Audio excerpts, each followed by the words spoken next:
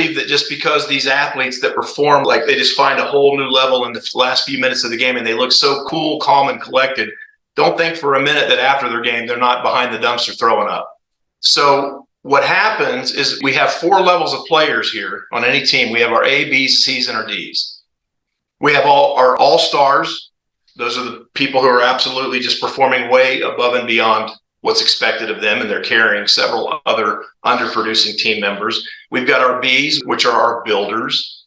Builders are crucial to the company. They may not be performing, but I'll tell you what, the company is built itself on the builders. They may have a bad quarter, but they're always going to come through.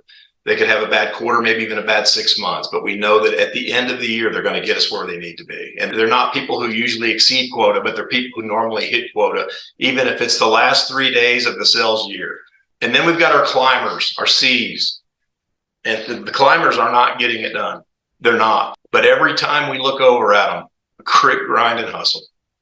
And we know that they're the future of our company, and we know that we have to invest in them. You got to have the climbers. And, you know, it's one of those things where they may not performing, but boy, the efforts. They're teachable, they're hungry, they're passionate, they've got all the right things.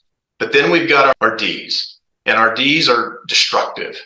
So what happens when you have a team that's not performing, and then there's 1 or 2 people that are really carrying the weight, carrying the burden, carrying the load, carrying the responsibility, then what happens is there's a lot of pressure. There's a lot of stress. There's a lot of worry. And what happens is that all-star now has a very high tendency to become a D. And it's usually your all-stars who become Ds because they just get burnt out.